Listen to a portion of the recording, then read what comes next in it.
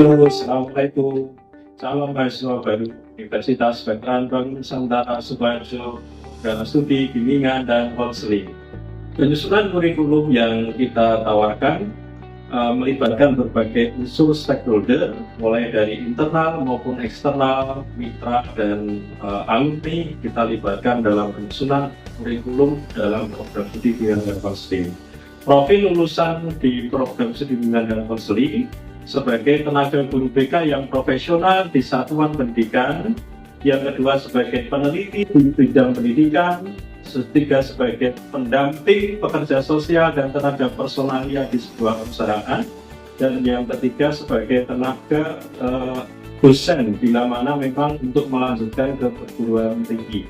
Proses pendidikan yang ditempuh sebagai unggulan program studi adalah jalur RPL, yaitu rekognisi pembelajaran lampau, dengan menawarkan mahasiswa untuk bisa lulus dalam kurun waktu 3 semester dari diploma, sarjana maupun dari SMA dengan pengakuan pengalaman kerja. Dosen kami memiliki 8 dosen yang berkualifikasi bimbingan dan konseling. Di antaranya 2 dosen yang memiliki kualifikasi doktor dan 6 dosen yang memiliki kualifikasi magister, ditambah 2 dosen yang memiliki kualifikasi profesi, yaitu PPK profesi konselor. Demikian deskripsi singkat dari program studi bimbingan dan konseling. Selamat bergabung kepada calon mahasiswa baru program studi bimbingan dan konseling. Selamat berkarya dan kita siap untuk melayani mahasiswa untuk bisa lulus tepat waktu. Terima kasih. Wassalamualaikum warahmatullahi wabarakatuh. Halo semuanya, perkenalkan saya Vika Trisa Putri, mahasiswa S1 Bimbingan dan Konseling Universitas Veteran Bank Nusantara. Di sini saya akan menceritakan pengalaman yang menarik dan berharga bagi saya selama berkuliah di BK Universitas Bantara Sukoharjo. Salah satunya dengan berkuliah di BK Universitas Bantara, kita bisa mengembangkan skill kita, minat dan bakat dan juga karir kita.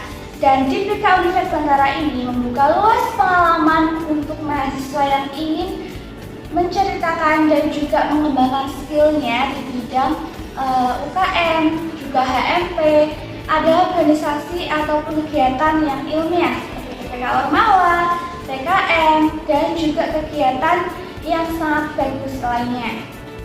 Oleh karena itu, teman-teman, yuk gabung ke BK Universitas Bantara Sukoharjo, karena di sini bukan hanya belajar, tapi mengembangkan skill, karena nantinya akan terjun di dunia industri, perusahaan maupun pendidikan.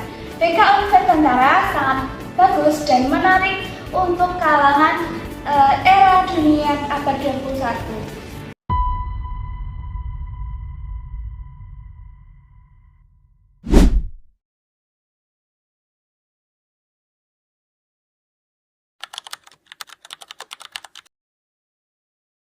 Mari Mas, silakan duduk.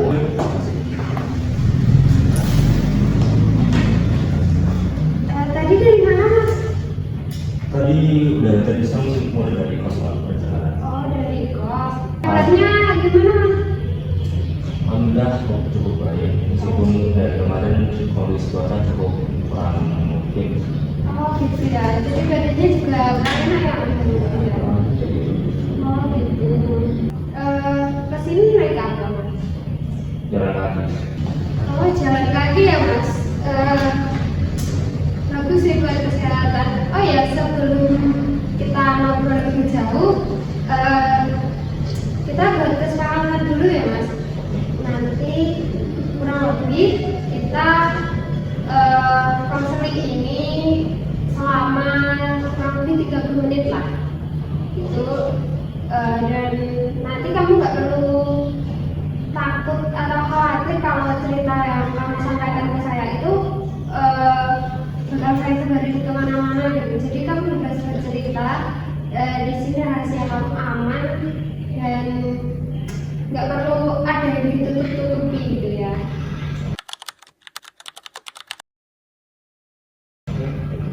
Baik Mas, kemarin kan kamu sudah cerita ya kalau katanya ada yang mengganjal sama yang kamu rasakan gitu.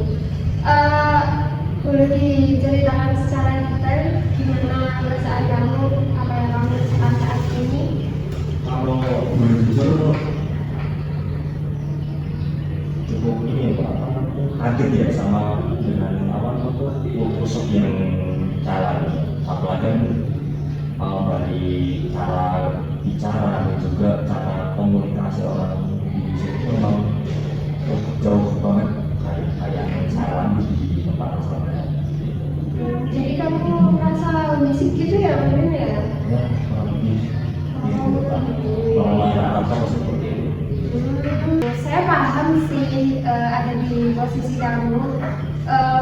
Pasti itu rasanya berat dan sulit ya buat kamu ya. Terus juga apakah dari masalah kamu ini mempengaruhi ke kehidupan kamu sekarang?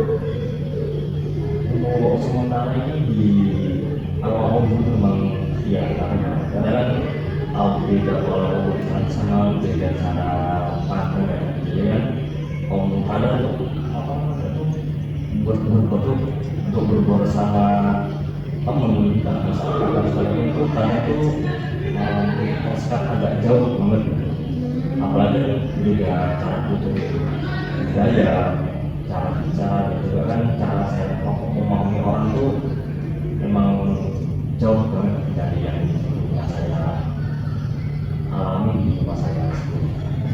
Gitu ya.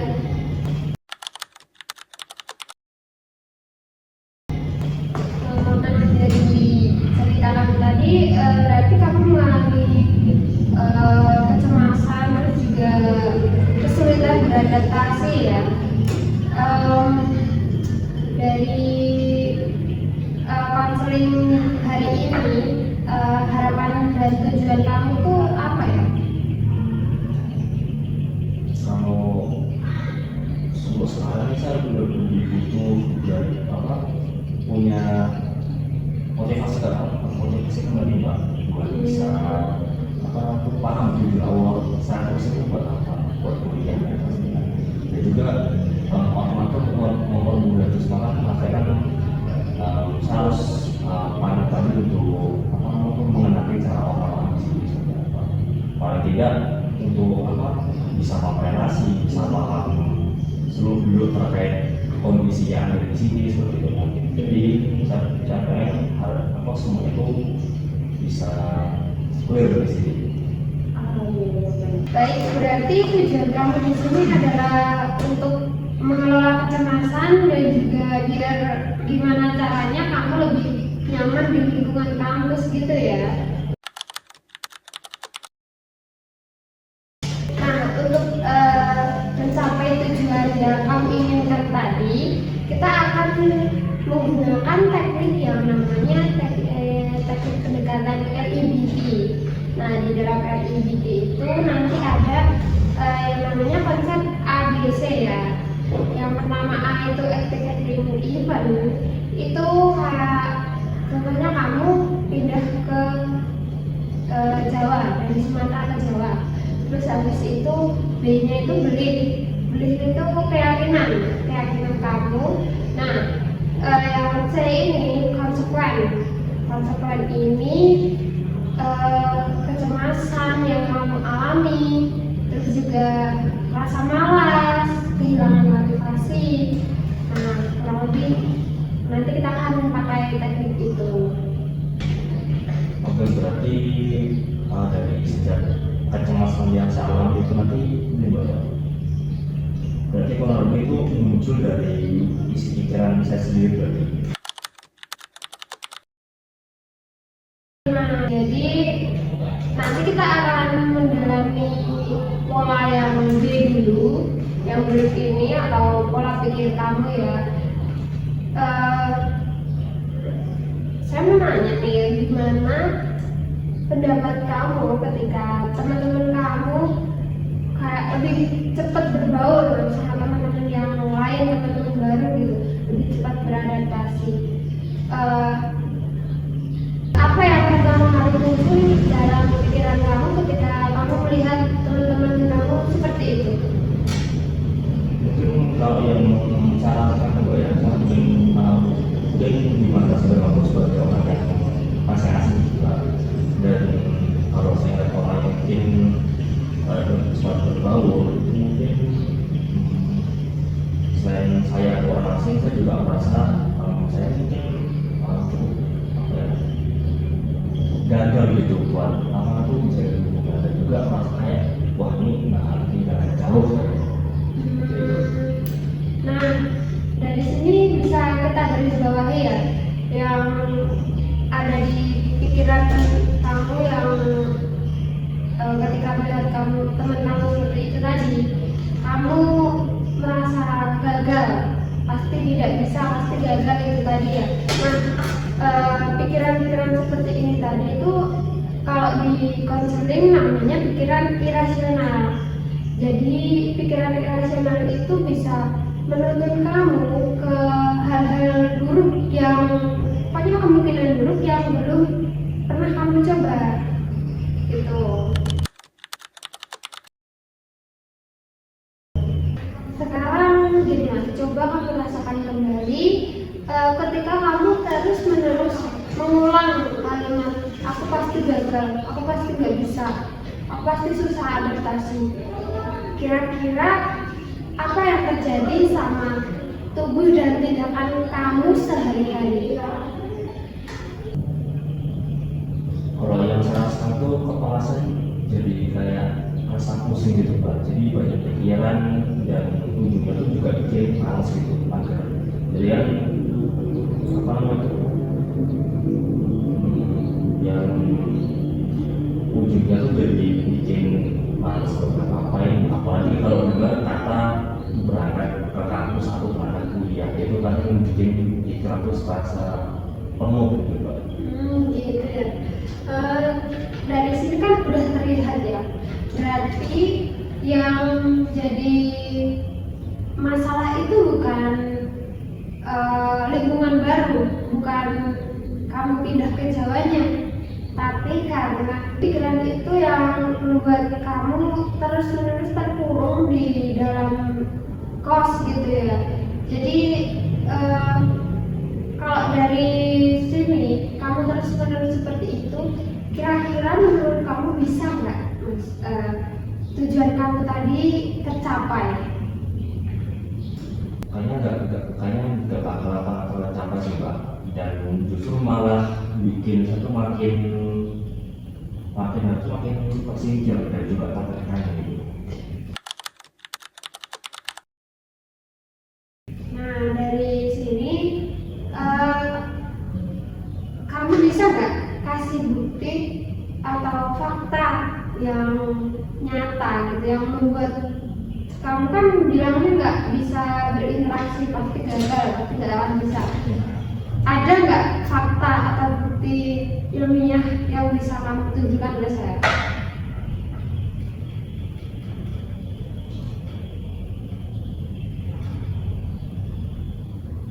Saya nggak ada sih Pak, mungkin ya itu cuma ketakutan saya yang muncul di pikiran. Nah dari sini kan bisa kita lihat ya, kamu baru awal semester, baru semester 2. Jadi kira-kira adil nggak menurut kamu kalau kamu menghukum diri sendiri dengan menyatakan kalau kamu itu gagal, kamu itu nggak akan bisa? Kalau setelah berpikir saya mau habis Pak.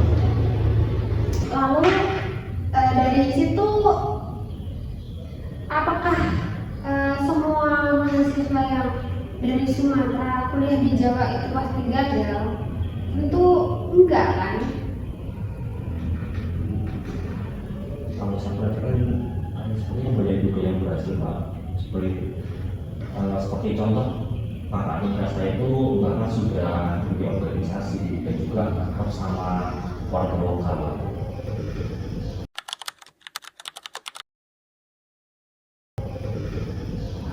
Nah, sekarang kita coba ganti kalimat irasional tadi menjadi kalimat irasional. Nah, ini aku udah ada kalimatnya, nanti kamu baca ya, biar kamu tahu bedanya kalimat irasional dan rasional.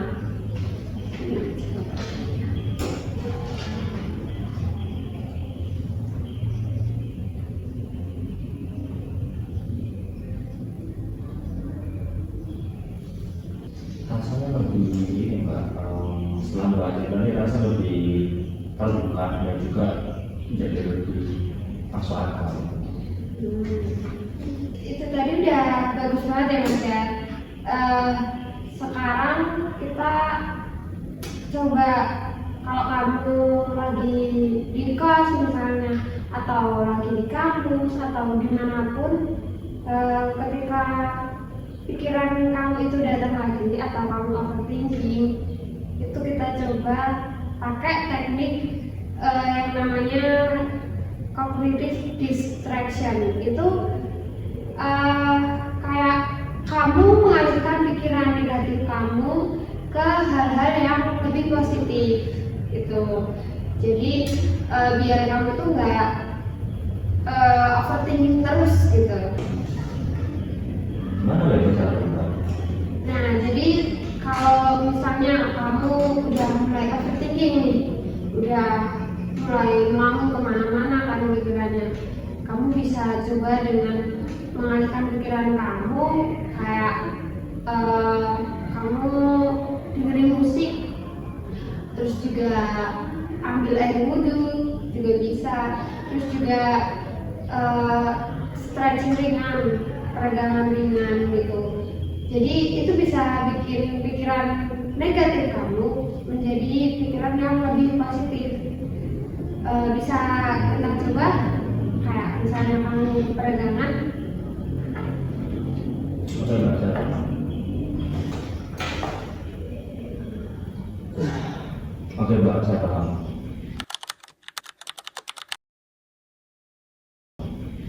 Luar biasa sekali Mas. Jadi dari sini tadi kamu sudah belajar yang namanya adaptasi itu butuh proses, bukan sebuah hal yang instan gitu, bukan hal yang mudah kamu dapatkan begitu saja.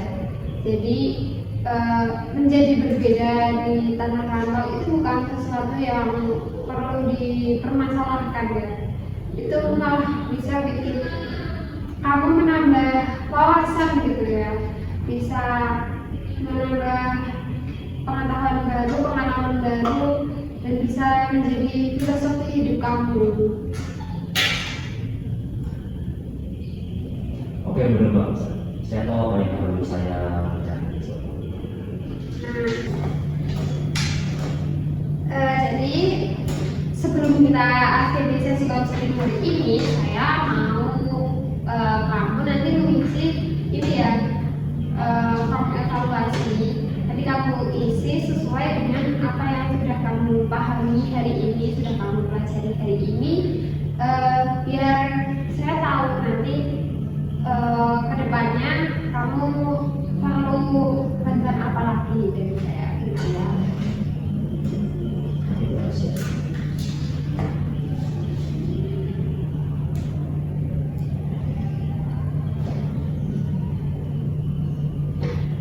Terima kasih ya Mas, kamu udah mau datang ke sini dengan sukarela. Untuk pertemuan minggu depan kita agendakan lagi untuk melihat seberapa efektif pendekatan yang saya gunakan dan teknik yang saya gunakan untuk materi ini. Jadi kita pantau dari situ. Oke, sebelumnya saya ingin terima kasih Mbak, dari konseling hari ini saya jadi bersatu lebih mendingan daripada hari sebelumnya. Oke Mbak, setelah tadi konseling lebih lanjut, saya sekarang merasa lebih baik dan juga masih sudah lebih berbeda daripada hari sebelumnya. Iya. Baik. Terima kasih untuk sesi konseling hari ini. Kita sudah selesai.